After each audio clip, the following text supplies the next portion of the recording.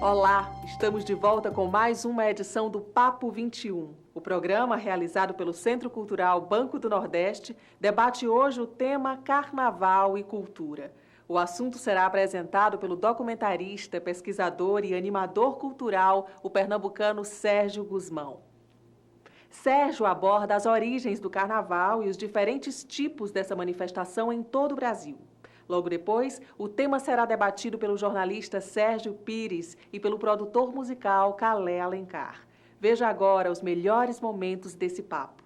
Eu preparei um roteiro que está aqui no vídeo. Eu queria que o meu amigo já desse o play aí no vídeo para a gente começar a discutir. E eu vou trazer para vocês uma música, um frevo de bloco, é um frevo lento, que tem letra, tocado com violões, cordas, que faz uma homenagem aos cariocas, ao samba brasileiro, para mostrar que nós, pernambucanos, amamos o samba como qualquer outro brasileiro. Mas o Brasil não é só samba.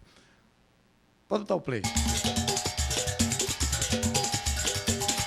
Carnaval, uma festa brasileira.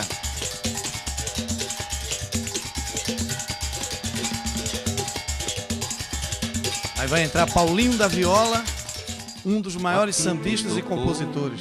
O acorde soou, a orquestra vai tocar a introdução, em saudação a Chiquinha Gonzaga.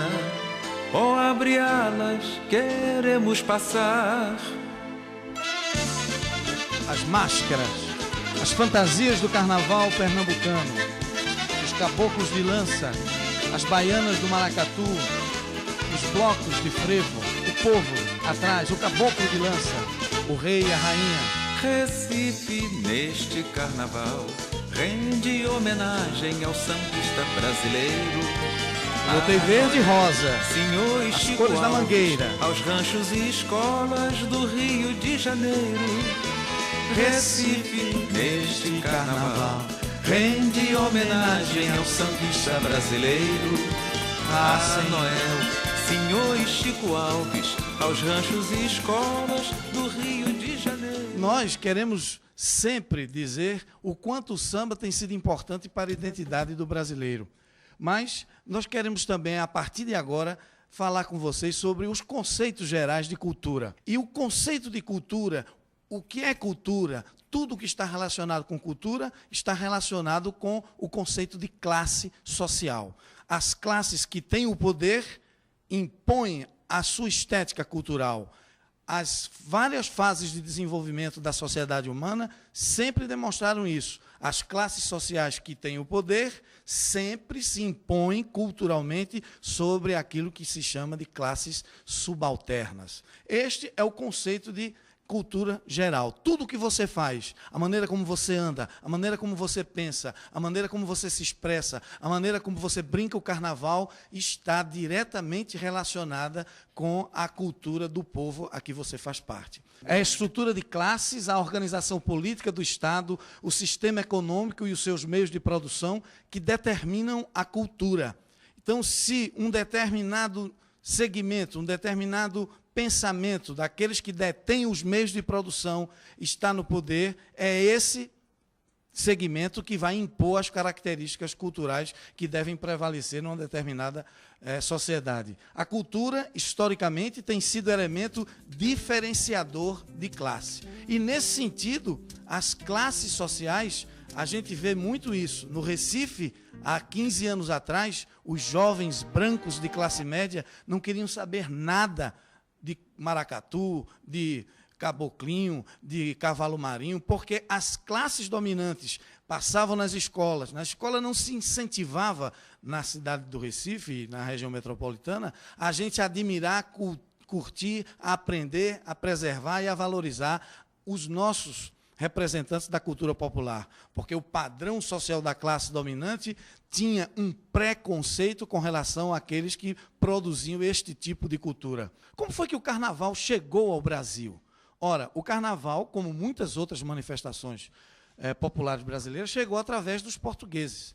E o carnaval, na forma como ele é conhecido hoje, ele tem suas origens na mais remota antiguidade. Há muito e muito tempo atrás. Está relacionado com as manifestações populares relacionadas à comida. Por isso que tem a eleição do Rei Momo no Carnaval, porque é permitido o nome Momo vem desse período de se comer muito antes da Quaresma, que é a magreza. O momo é o carnaval, é o gordo, a gordura, de comer, beber, de fartura, de fazer tudo o que não faz no resto do ano. E a quaresma não, é abstinência sexual, abstinência de se comer, parar na quarta-feira de cinza, é a contraposição. No mundo cristão medieval, era o período das festas profanas, iniciado na festa dos reis magos, a festa de reis, que a gente conhece hoje. E isso foi sendo desenvolvida em toda a Europa até chegar em Portugal. Veja aí uma foto, né, do carnaval antigo. Se estendia até a quarta-feira de cinzas, quando tinha início a quaresma e começava a prática do jejum, a magreza.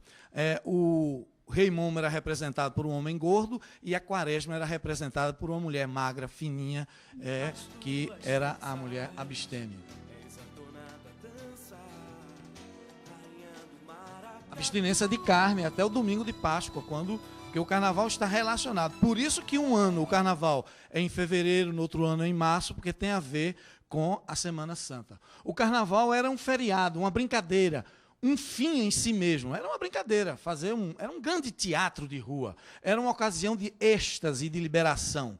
Havia 3 temas principais no carnaval, que eram temas reais e simbólicos, que é até hoje.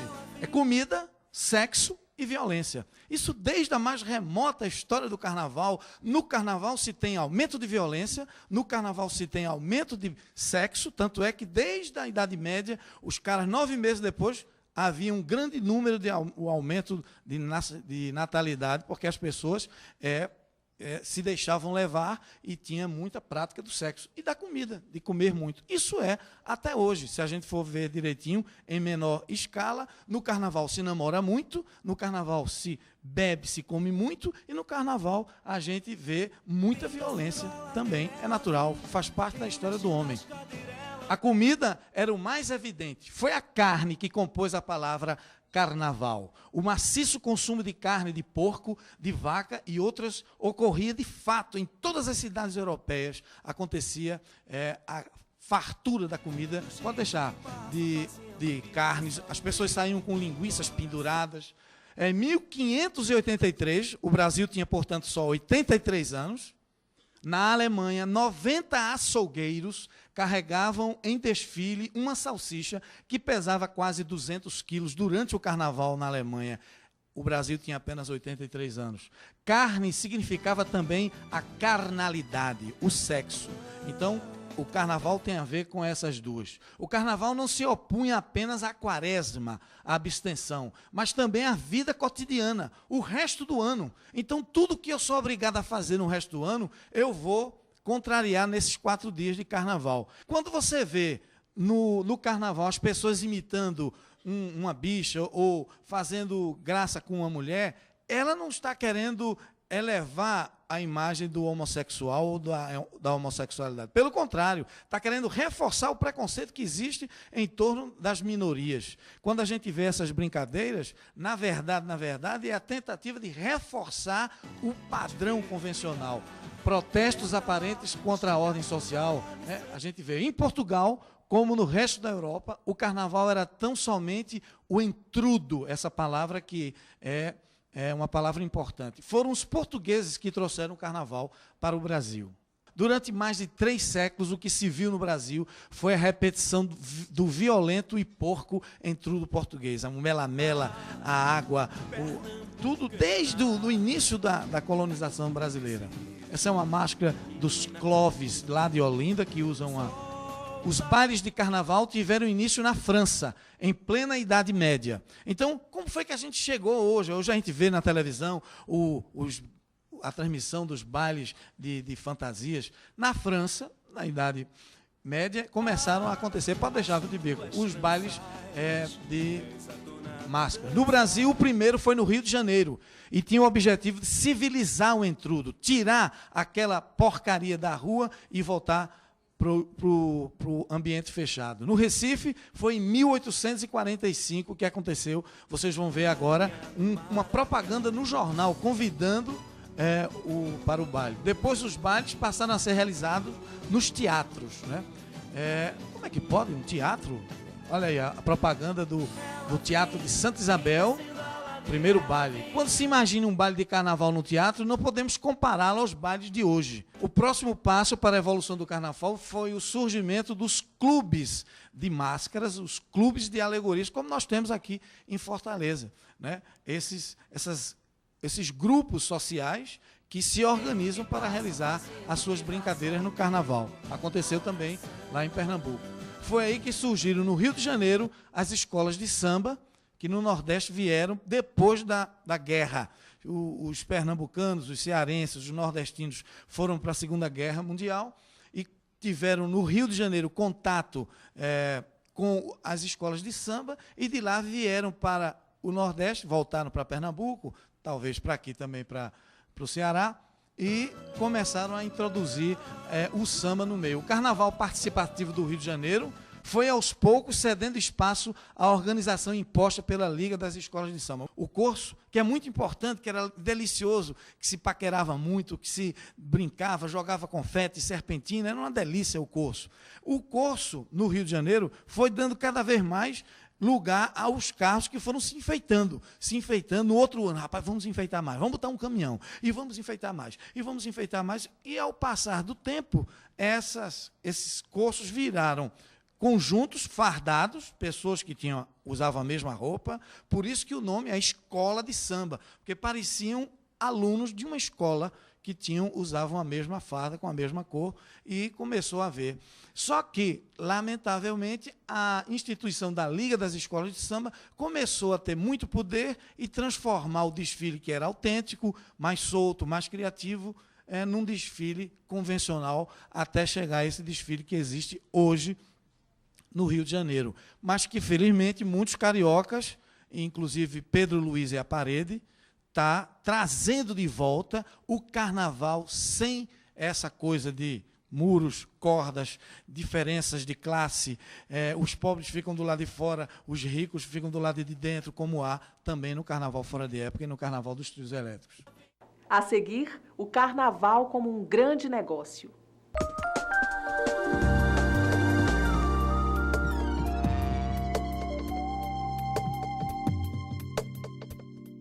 O melhor da programação do Centro Cultural Banco do Nordeste, agora em DVD. A história nasce da lenda. Jogo de palavras, essa misturada toda. E através da palavra, você move o mundo. Então foi aí onde nasceu o poeta. E é uma beleza. Todo autor nacional tem que estar exposto nas livrarias, e muito bem exposto.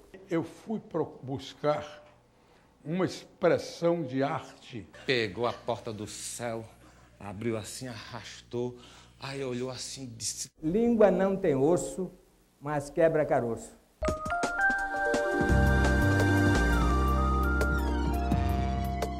Na década de 80, começaram a surgir os trios elétricos. Com a criação dessa parafernália eletrônica, surgiu também o axé music. O novo ritmo, considerado pelos estudiosos do carnaval como efêmero, acabou virando mania nacional. Confira neste bloco. O frevo de rua, o frevo canção e de bloco, o caboclinhos, os ursos, os maracatus, rural e de baque virado fazem a diversidade do carnaval de Pernambuco. Olha o frevo. As apresentações das orquestras militares eram uma concorrência. Tinha o quartel do Derby, o quartel da Caxangá, então cada quartel tinha uma orquestra, e começou a haver a competição nas procissões, nas retretas, que deram origem a essa necessidade de criar o novo som pernambucano. A palavra frevo teve seu primeiro registro na imprensa em 1909, no Jornal Pequeno. A gente vai ver aí a reprodução do jornal, quando foi a primeira vez, a importância do jornal, a importância do jornalismo, hein, Sérgio? Para a gente poder, olha aí, olha o frevo!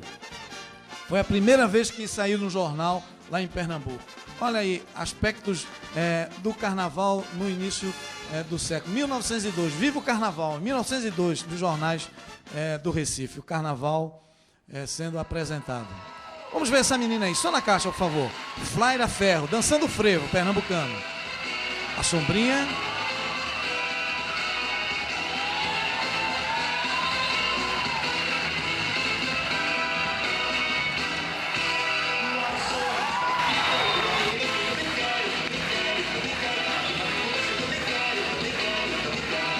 Os vários passos diferentes do frevo. Nas escolas, todo mundo empurrando o frevo, empurrando a cultura pernambucana para os jovens, para a mocidade. A resistência cultural.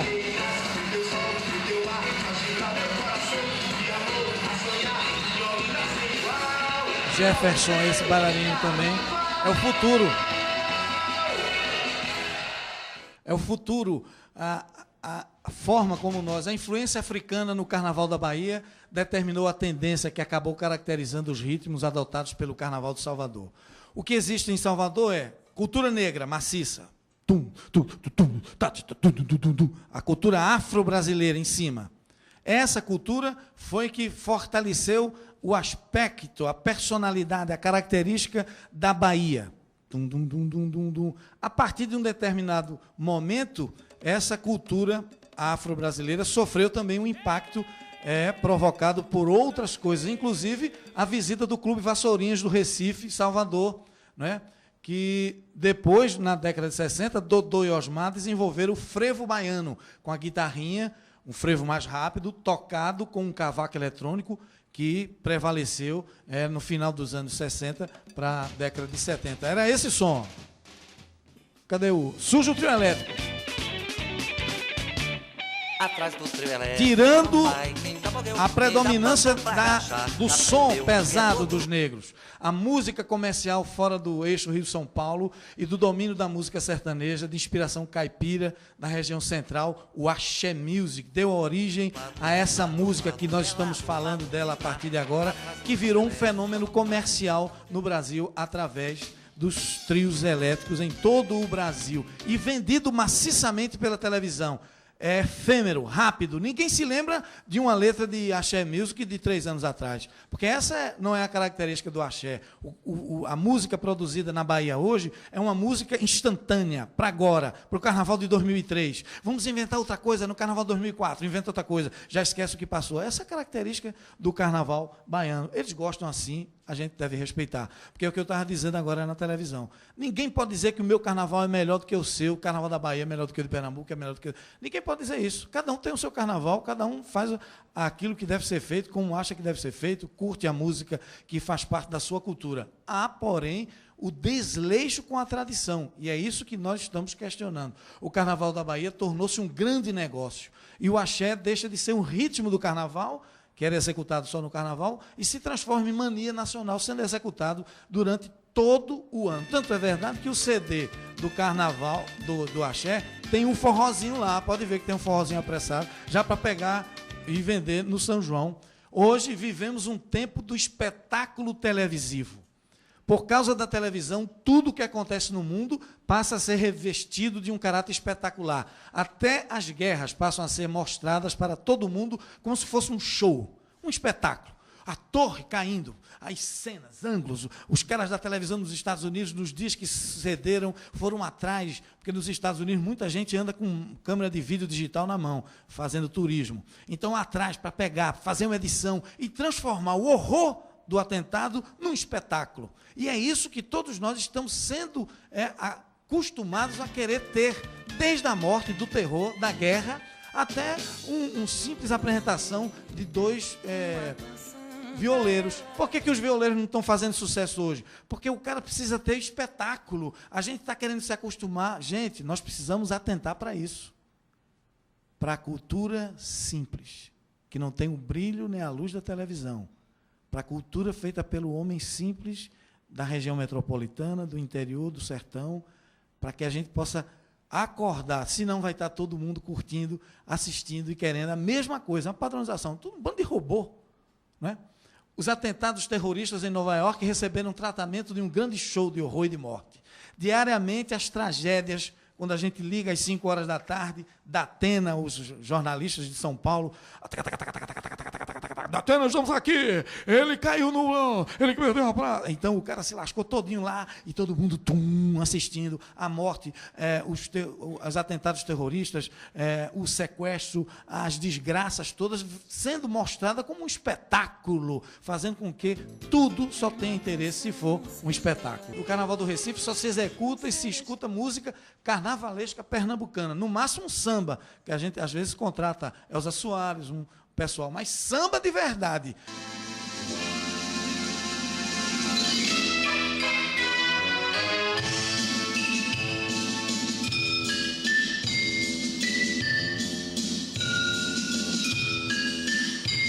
Vocês estão assistindo uma apresentação erudita, não é popular. É um bailarino erudito, cultura erudita, de inspiração popular. Ele inspirado na cultura popular, inspirado nos jeitos do povo, inspirado na maneira como o povo executa o passo e dança o frevo. Ele, veja que os movimentos de mão, de pé, são de bailarino clássico. Lá, olha a pontinha lá. Observe a característica. É um bailarino clássico dançando o passo, fazendo acrobacias com a sombrinha. Isso é importantíssimo. Qualquer lugar que alguém for de Pernambuco e ver esse rapaz dançando, vai dizer: esse cara está dançando uma música pernambucana. É a identidade, a emoção, a força. E ele está fazendo cultura erudita, não está fazendo cultura popular, não. É um bailarino profissional, contemporâneo, bailarino clássico. Aí ele vai mostrar como é que se faz o passo com técnicas de dança contemporânea, misturando a fusão da tradição e da modernidade.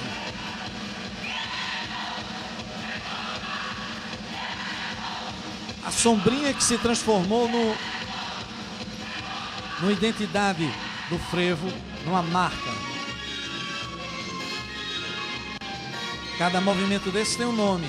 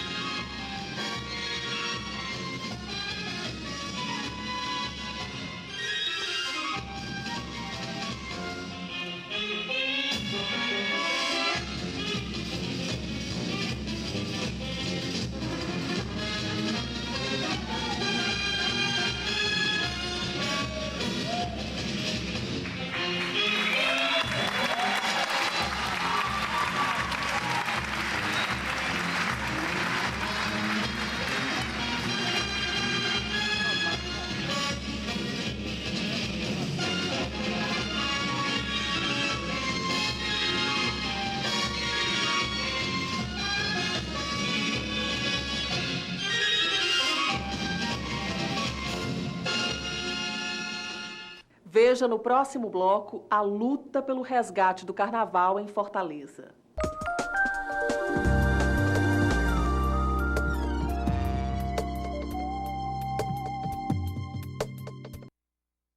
O melhor da programação do Centro Cultural Banco do Nordeste, agora em DVD. O mundo era a casa da minha avó. Tenho uma lembrança muito boa disso.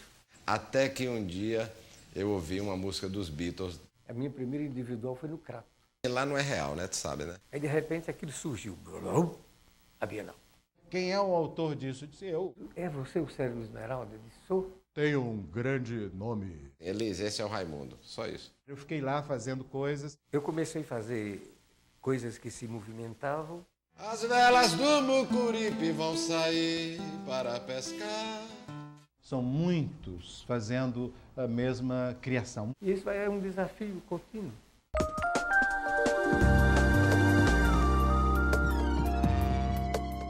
É impossível falar de carnaval no Ceará sem lembrar do ritmo cadenciado do maracatu.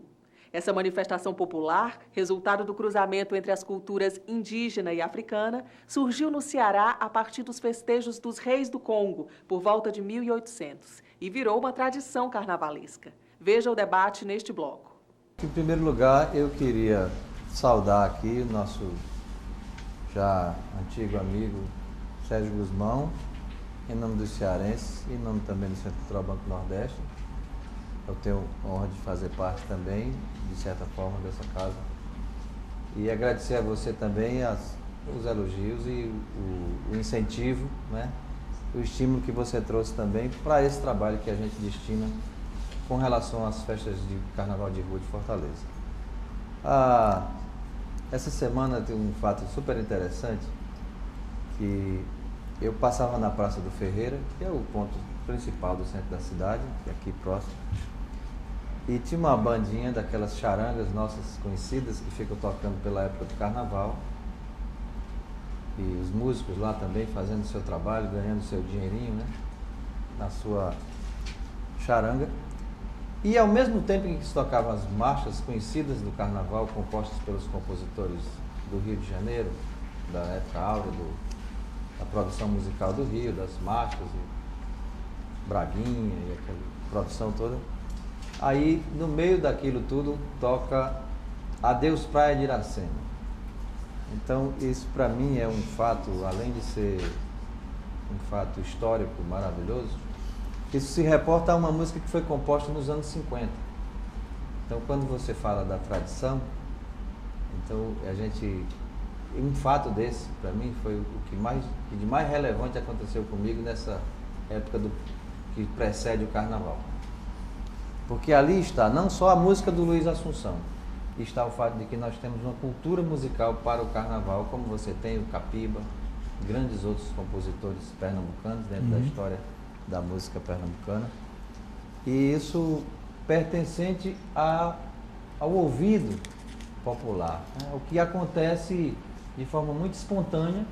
Os músicos ali não havia nenhum pré-requisito, não havia nenhum receituário de repertório. Então está no inconsciente coletivo. Muitas vezes o que é necessário é só que a gente dê um start e essas coisas, né, emuladas de forma muito acentuada, elas possam revigorar. E eu acho que é isso que a gente tem procurado, é esse caminho que a gente tem procurado trilhar para trazer para Fortaleza uma festa onde a expressão popular possa se manifestar da forma mais bela e artística, como é o caso dessa grande música de Luiz Assunção, que eu acabei ouvindo na rua e que me fez muito feliz de ouvi-la, porque temos quase 50 anos que essa música foi criada. É uma música que pertence ao Carnaval de Fortaleza e ao inconsciente do povo de Fortaleza de uma forma tão acentuada, tão arraigada, que é tocada da forma mais espontânea possível por músicos que estão tocando na rua, sem que haja uma predeterminação daquilo que tem que tocar. Duas coisas na exposição do Sérgio me deixaram marcar, ou seja, eu tirei dois pontos que acho importantes colocar inicialmente nesse debate. A questão do resgate da autoestima e resgatar essa autoestima do povo cearense através da sua verdadeira identidade cultural. É próprio da identidade cultural do povo cearense e do maracatu do Ceará, que aquelas figuras magnas do maracatu, e veja, a cultura negra é eminentemente matriarcal, por isso a rainha é sempre uma mulher, e é a rainha no cortejo do maracatu, a figura principal, ela era, na verdade, um homem, sempre foi. Uma outra questão que diz respeito a essa perda de identidade cultural e que também nos mostra um terrível preconceito é que algumas pessoas também de maracatu aqui de Fortaleza dizem o seguinte: eu não preciso pintar meu rosto de preto, eu sou preto de alma. Olha, a questão é uma questão de identidade cultural. Veja bem, nós os nordestinos e especialmente os cearenses, somos caboclos. Caboclos. O cruzamento racial no Ceará faz já se diz que todo brasileiro tem sangue negro. E aqui, basicamente, o cearense tem os traços do caboclo. Então, por que se pintava o rosto com aquela tisna, feita com a tisna da lamparina misturada com a vaselina? Porque não se tinha aqui a tez negra que você encontra no carnaval em Pernambuco e na Bahia. Então, na medida em que você renunciar àquela pintura, você renuncia a um traço da sua cultura, da sua identidade cultural. Então, quanto a isso, é preciso ter cuidado, porque o mais problemático que eu vejo nessas questões é a descaracterização daquilo que é mais caro e que mais deveria ser preservado, né? Os maracatus do Ceará têm uma predominância de um cordão de índios na frente, porque aqui a predominância realmente no período colonial era índia. A população indígena era sempre muitíssimo mais numerosa do que a população negra. Então, por isso você vê aquele enorme cordão de índios na frente do maracatu do Ceará, que não tem no Carnaval de Pernambuco. Ou seja, o carnaval os maracatus rurais de Pernambuco tem um índio com a outra indumentária.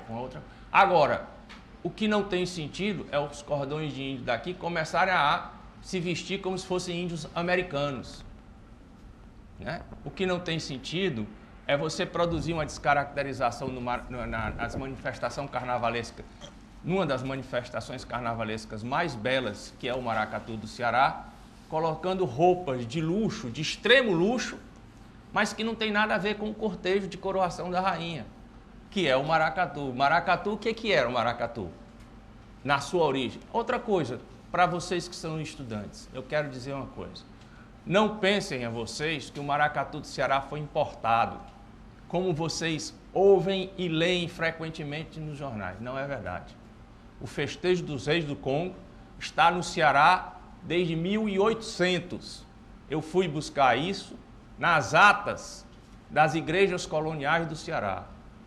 Ou seja, na igreja de Aracati, na igreja de Sobral, se festejava a coroação do rei do Congo na época da escravidão.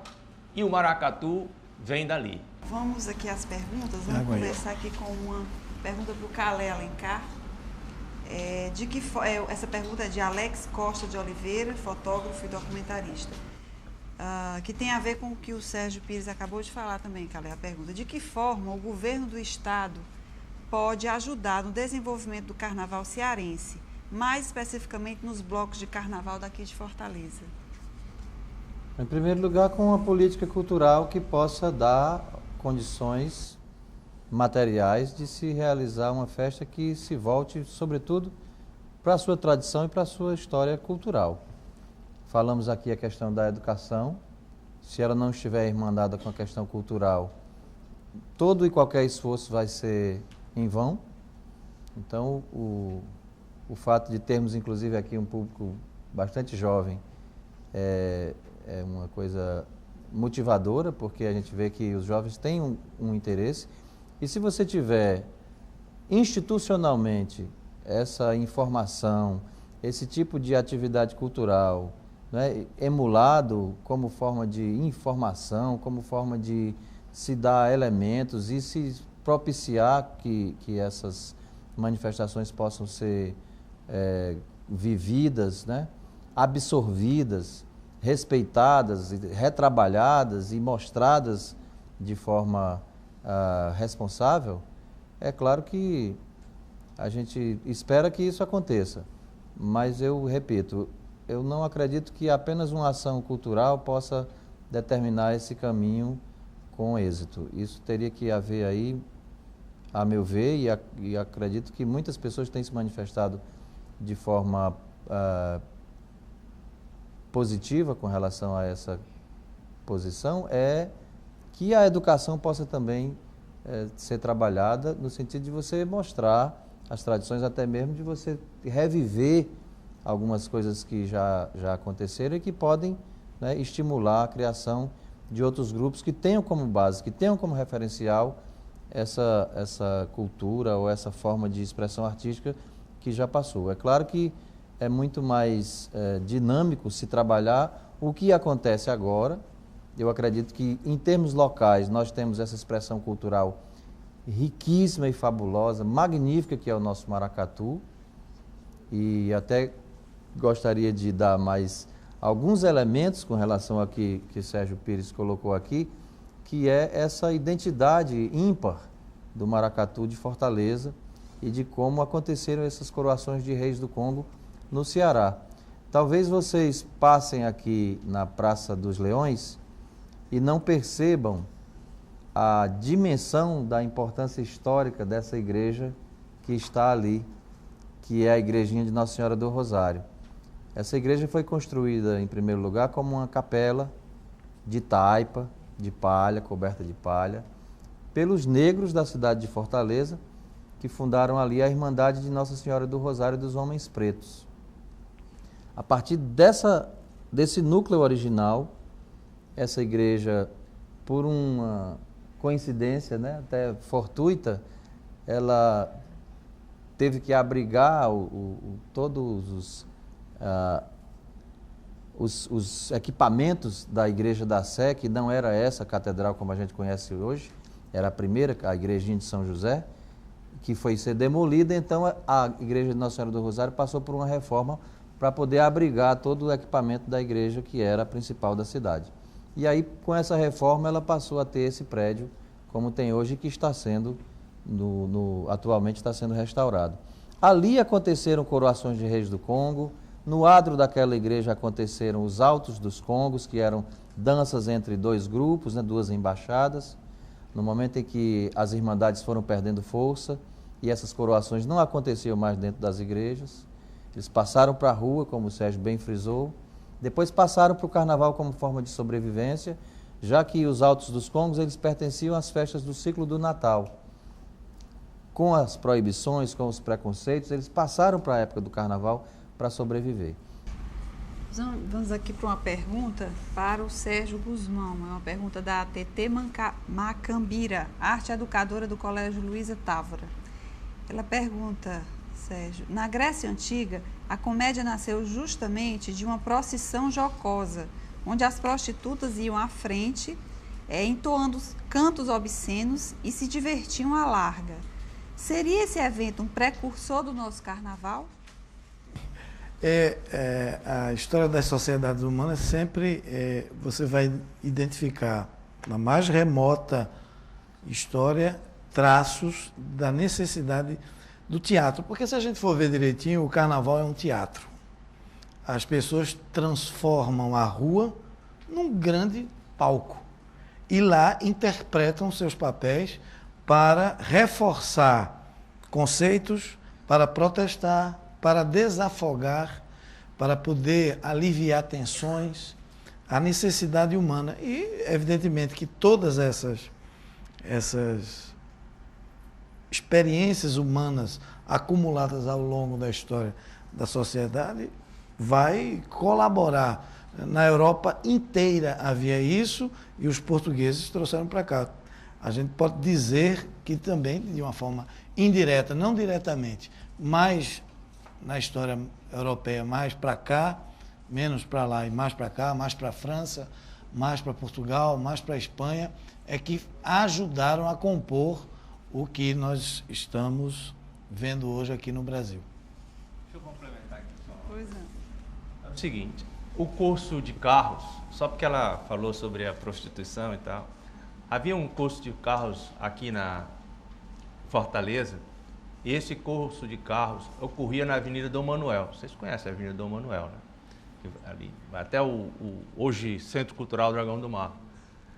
E esse curso de carros, ele era celebrado com um mela-mela.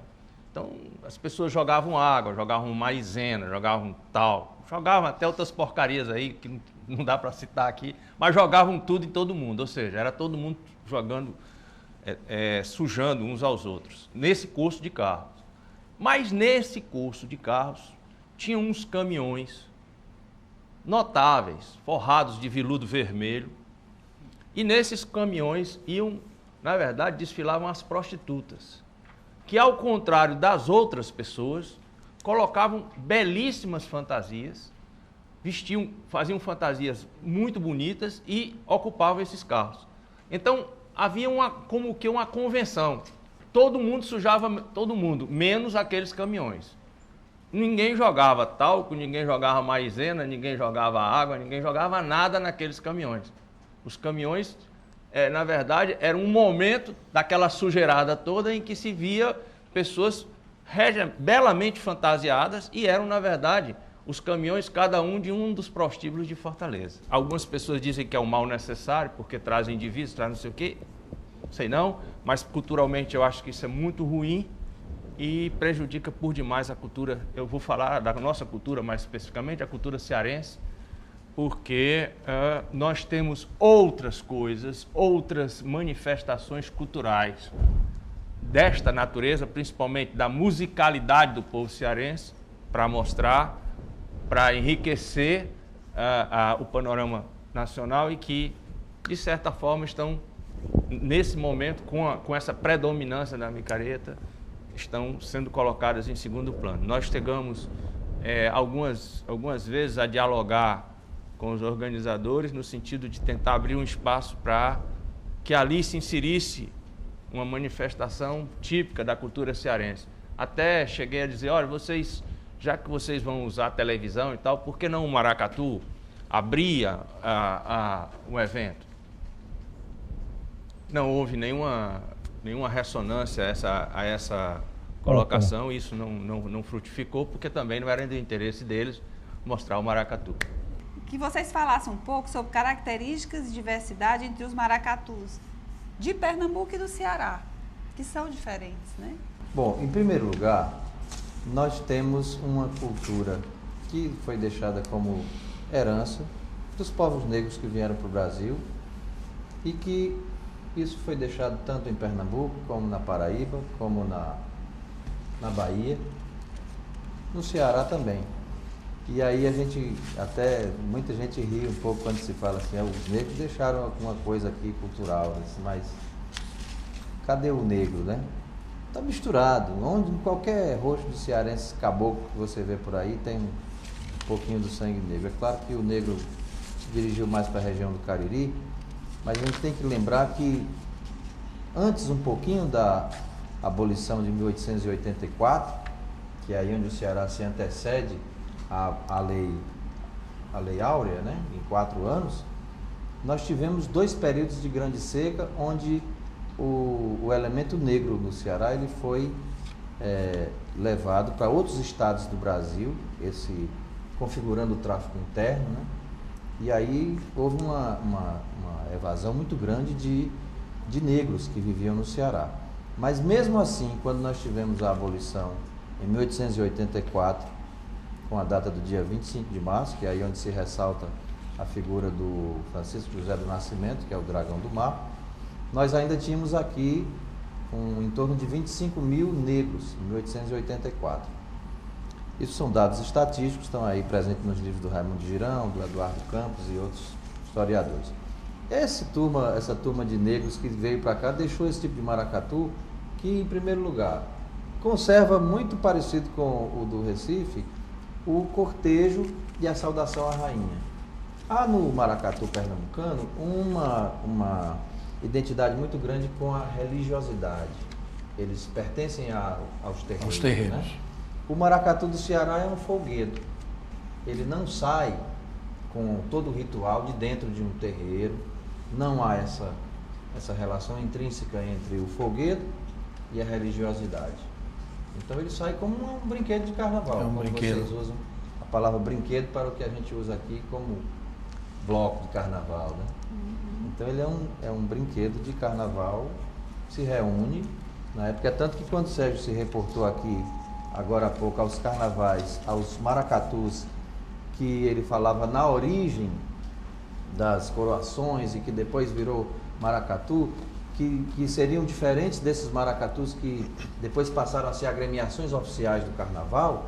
Então a gente tem que ter essa noção muito clara de que o maracatu, como agremiação carnavalesca no Ceará, ele passa a existir em 1937, que é exatamente o Maracatuás de Ouro, que tinha sido fundado um ano antes, como agremiação oficial do Carnaval. Mas, como folguedo, eles já existiam desde o final do século XIX, que são, inclusive, documentados pelo historiador Gustavo Barroso.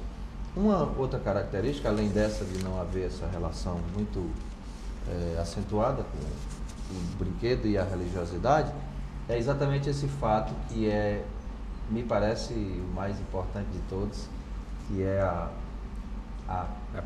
pintura do rosto, como se fosse um teatro kabuki cearense, né? Imitando um teatro japonês, já que a gente falou aqui que o Carnaval realmente é um grande espetáculo, um grande teatro. E o maracatu do Ceará é o único que tem essa característica onde todos se pintam. Porque há um maracatu em Bebedouro, em Alagoas, em que alguns personagens, pouquíssimos, pintam o rosto. Como a figura do Mateus, no Reisado, também pinta o rosto de preto. No Ceará, isso é uma forma de acentuar essa negritude ausente, né? Que é exatamente prestar essa homenagem ao povo negro. E como é que se dava isso? Não se dava só através da pintura do rosto. Os brincantes dos maracatus mais antigos, que a gente teve acesso a fotos, inclusive por uma ação cuidadosa do Afrânio de Castro Rangel, um brincante de maracatus históricos e que preservou essas imagens.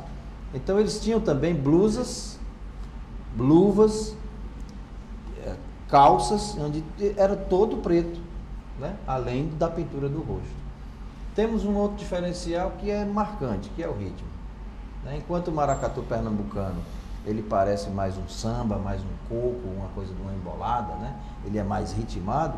Nós temos no Ceará um ritmo que predominou e que na origem não era esse ritmo que predominou.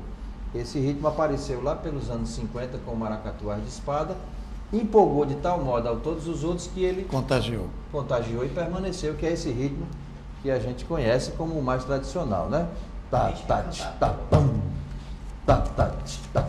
Né? Tocado com ferros, que são os triângulos, que são instrumentos feitos com molas de caminhão.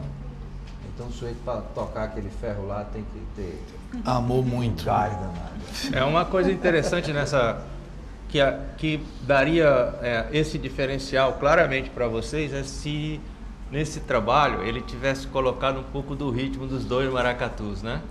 Porque eles têm um maracatu de baque solto e o maracatu de baque virado, né? O maracatu de baque solto é esse que vocês viram aí, que são os índios usando aquelas roupas, aquelas indumentárias, é um maracatu rural, enquanto que o outro é um maracatu urbano.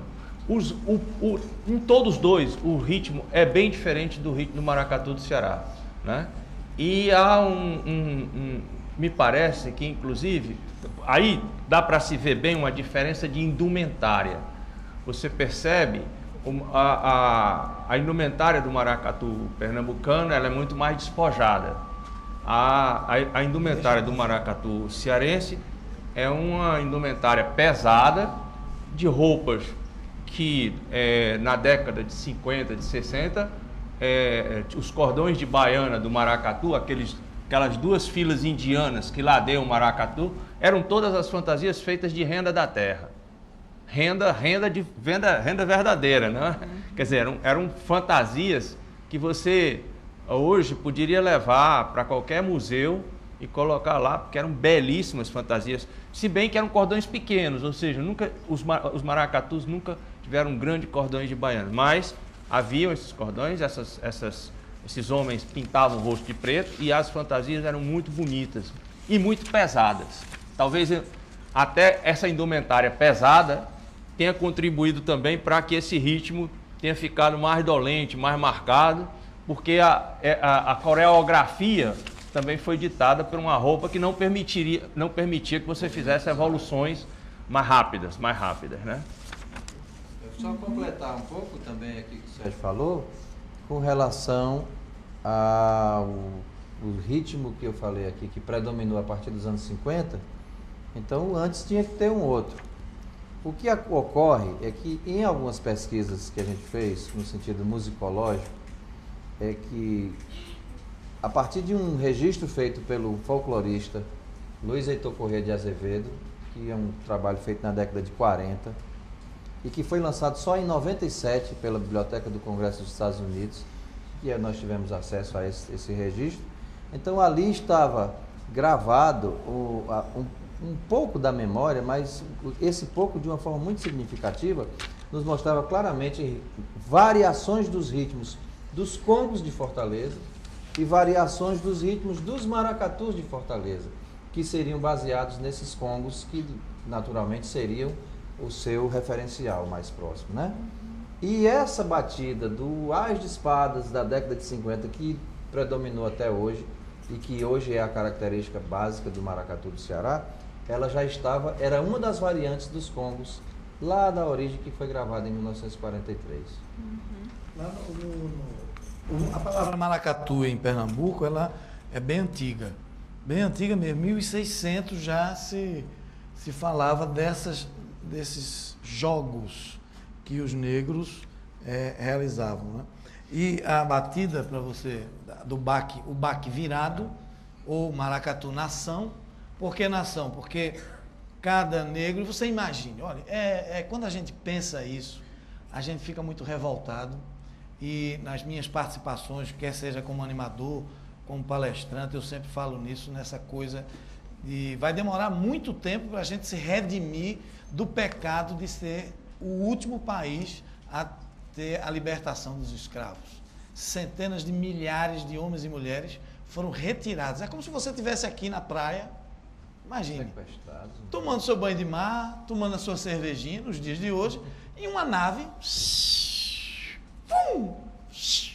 levasse você embora da sua família, da sua cultura, da sua cidade, e você fosse passar 4, 5 meses acorrentado, sem poder se mexer, dentro de um navio cheio de rato e de doenças.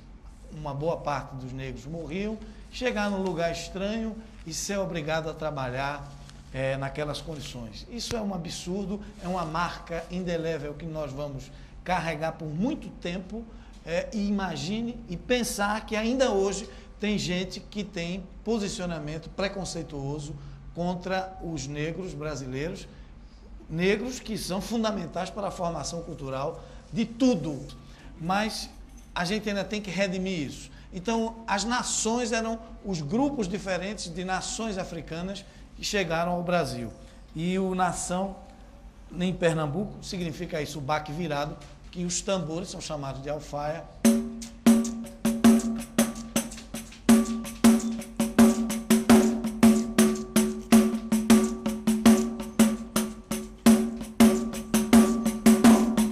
O meu maracatu é da coroa imperial. O meu maracatu é da coroa imperial. É de Pernambuco, é da Casa Real. Chegamos ao fim de mais uma edição do programa Papo 21. Até o nosso próximo encontro.